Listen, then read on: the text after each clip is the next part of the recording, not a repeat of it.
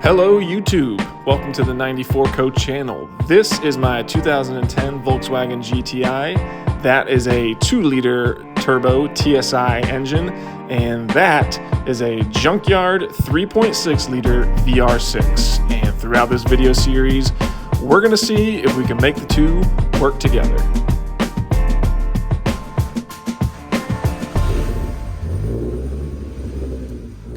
Hello. Welcome to my YouTube series on my 3.6 swap in my Mark 6. So my name's Choby. I own a business in North Carolina called 94Co. I work on Volkswagens and other Euros, doing all sorts of things out of my garage at home. But most of the time, I'm a dad. So the whole premise with this build was, I want it to be a DIY swap, an at-home swap.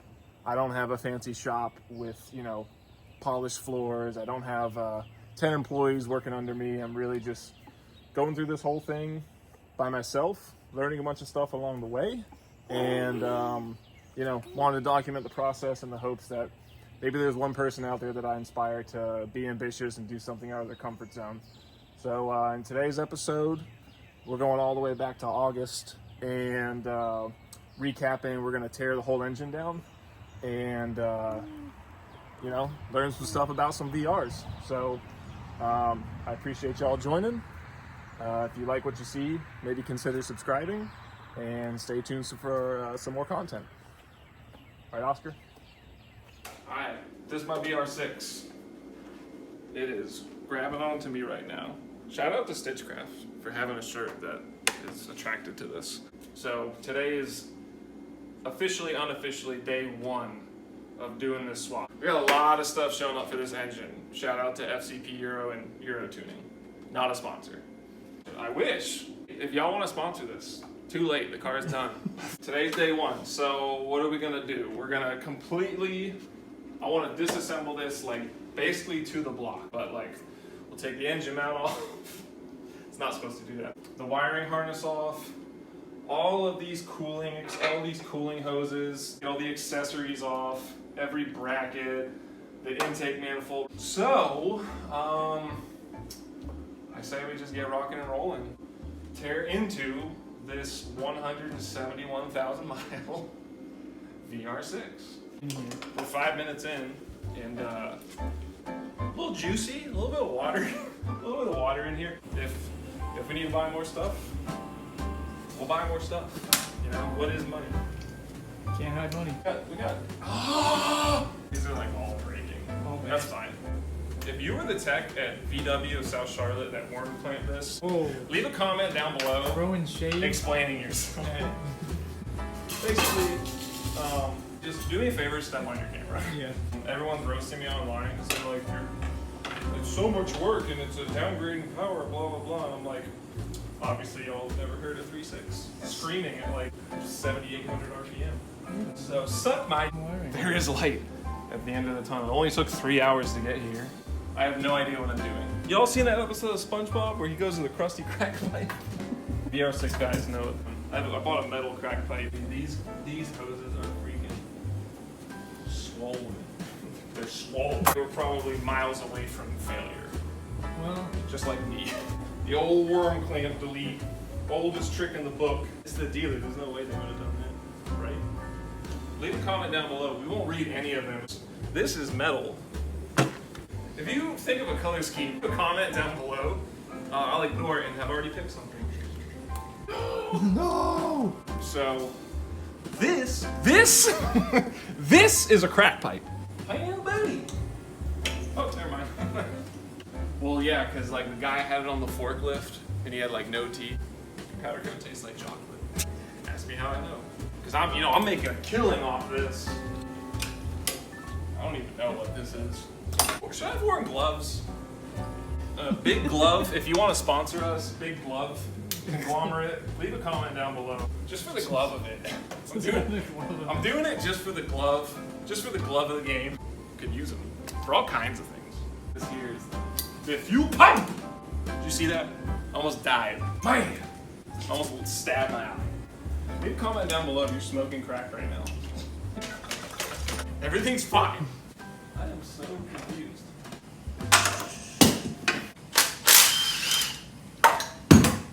Getting a lot of great dump truck content.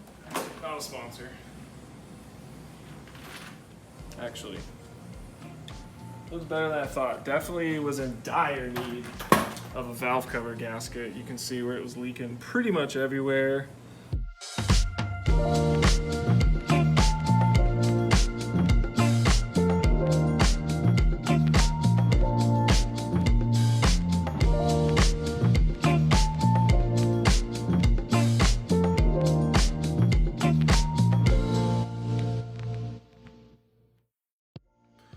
Okay, it is day 2. It is the next night.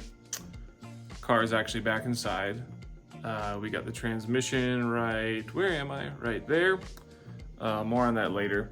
But I've got just a couple things left that I want to remove off the engine before work tomorrow, because we can bring them and get them powder coated. So actually off camera, I got the oil pan taken off. I'm gonna do a little bit of cleaning up, put some tools away, pull a couple last things off, and check in with you in just a second.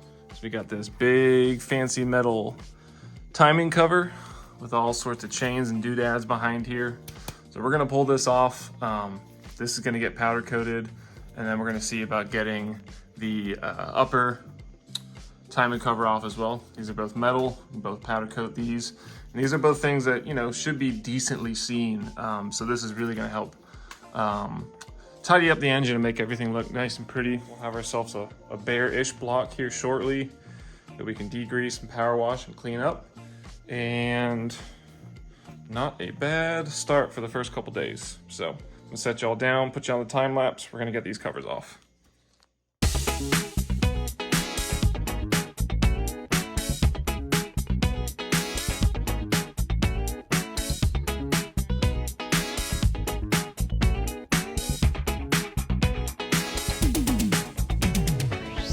Got the upper and lower covers off, and you see all the inner workings, all the timing goodies. So what's interesting about this engine is that's the front of the engine, this is the back of the engine where the transmission would go, and so the timing is actually all in the back. So everything in here looks pretty good. With a lot of the extra RTV and stuff in here, it definitely looks like someone has been in here, which is, if anything, a little bit reassuring. I suspect that this timing has probably been redone at some point. Sorry about the poor lighting in here, but it's otherwise a very, very dark garage. So we're actually redoing all of this timing. So we've actually got a fresh, this is the OEM supplier for the timing for this engine. So we have a fresh timing kit. It's gonna be both chains, both tensioners, and all the guides. And so now really all there is left to do is just kind of clean up a lot of these metal parts. Just kind of separate, you know, all of these plastic clips and that sort of thing. Do a little more organizing, and then we'll have a nice big pile of metal parts that we can take with us to work and get these things powder coated. All right, and here we have it. We got all of the metal pieces that we are going to be powder coating. So we got the 2 timing covers, all kinds of coolant lines, coolant pipes. We got the engine mount bracket, engine hoist bracket, heat shield, which I may end up Cerakoting that, but we'll see. Accessory bracket, little coolant flange, more coolant pipes, another coolant pipe, all kinds of, these are like a lot of the brackets that hold up the intake manifold, which I'm not even sure if we're going to use some of these with a 2-piece manifold. But anyway, and then even the oil pan. I know you're not ever going to see it when it's in the car, but I really want this engine to look nice and pretty when it's on the stand. We can do some cool footage of this next to the car before it goes in. But you know, while we've got it out, figured why not powder coat it, make everything look nice and fresh. So that way when it goes in here, it's gonna look real nice inside and out. All right, we are at the shop, and I just got all this stuff prepped up for powder coat. So I'm gonna do this stuff probably in satin black, and then the oil pan, the valve cover, which I haven't shown yet, and the 2 timing covers, upper and lower timing cover, Probably gonna do those in a different color. I'll show y'all when I do them. But I'm gonna set y'all down, put you on time lapse. We're gonna get some satin black sprayed.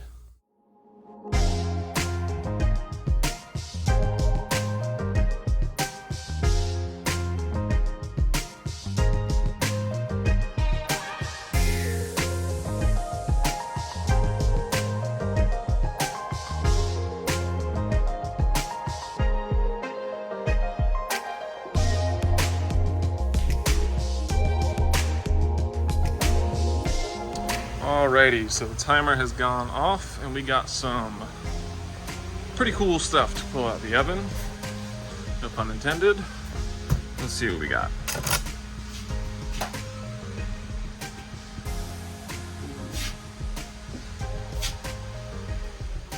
Hell yeah, this stuff came out really, really good.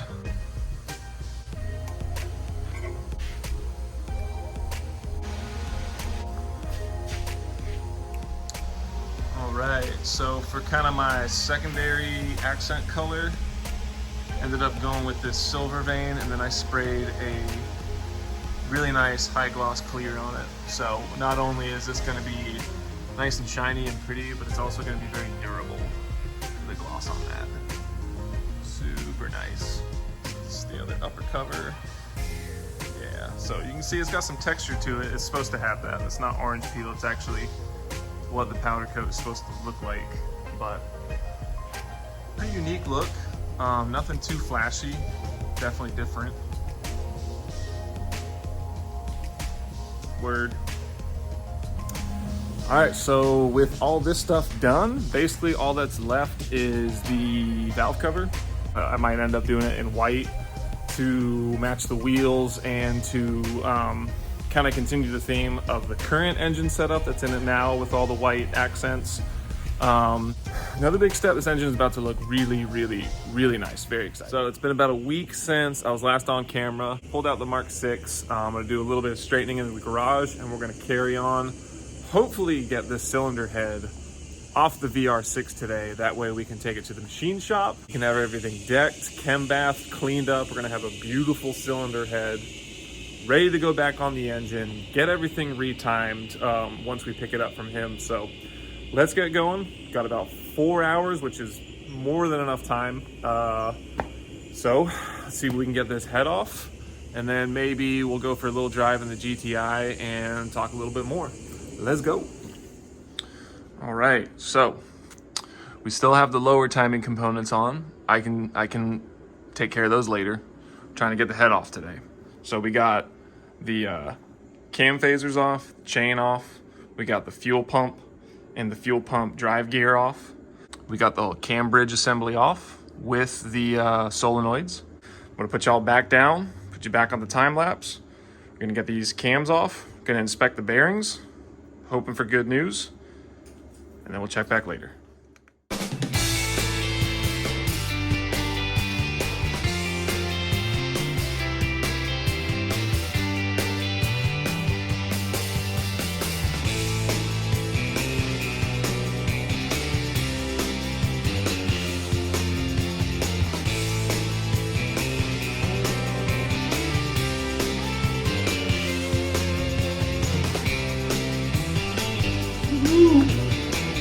Out.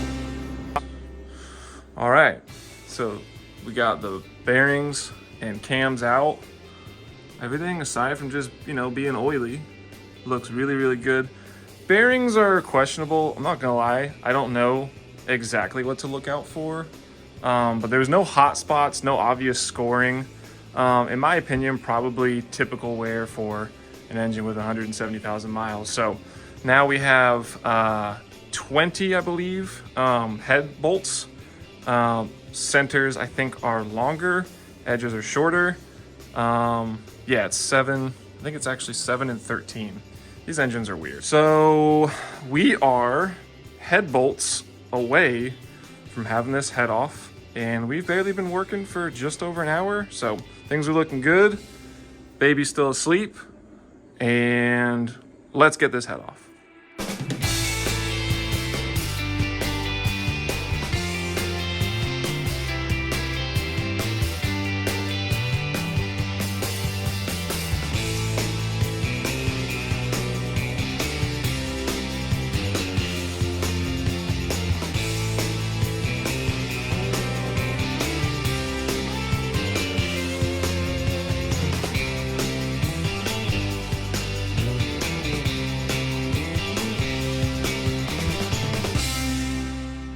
bolts are out. They didn't give me any grief. Come in here. I mean, like, it's oily and it's old oil, but like we don't have any of the sludge. These black specks you see are like old oil from when I was taking the bolts out with the impact, and it like kind of splattered it. Like, we got no crud, no sludge, none of the crust that you see in like 2006 BMWs. Mallet. Just, yeah, there we go. I think it was just stuck on the dowel pins a little bit. I don't know how heavy this is, probably pretty heavy. There we go. Got that 3-ply head gasket. I think I'm actually grabbing it. Yeah, I am. All right. There we go. It's not lightweight. Let's take a look at our pistons. We just got some debris just from taking out. Just let's get, look at that. Cooked.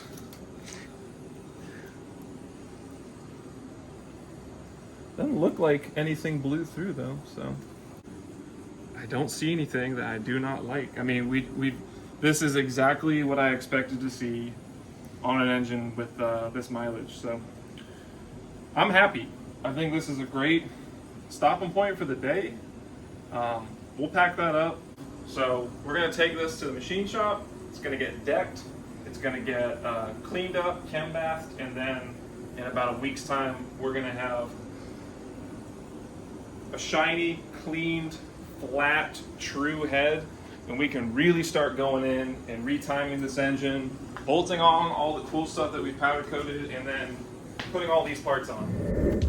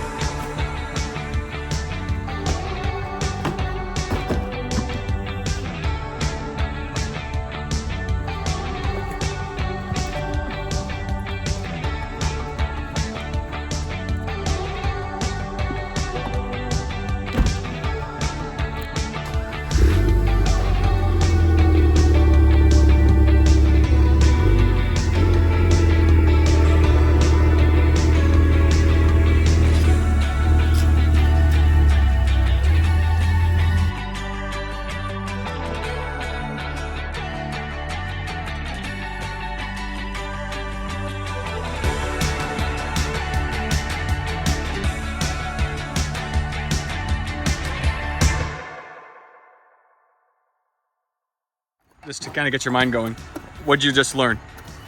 We learned that I have a super nice gentleman that owns this establishment. Put them on film. If y'all are in the like central North Carolina area, Bush's Automotive and Clemens, these guys seem super legit. I've only heard great things, but I had to take a look at the caps for the cams, and he said nothing here looks alarming. He said everything looks great. So he's only kind of verifying my initial thoughts, which is good. I feel validated. So I think that's going to do it for today. I've done enough. Need to go home and be a dad.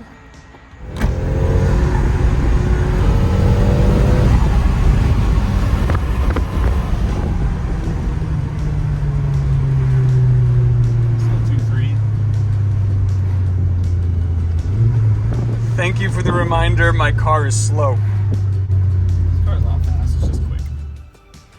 So I think that's going to do it for today's episode. I was going to continue to edit the video further, but it would have been too long, 30 plus minutes at that point. So stay tuned. Next video release, we're going to be diving into rebuilding the transmission and assembling our drivetrain. It's very exciting. So again, I appreciate y'all watching. And, drop a like, hit that subscribe button, whatever, all the YouTube stuff. I'm new at this.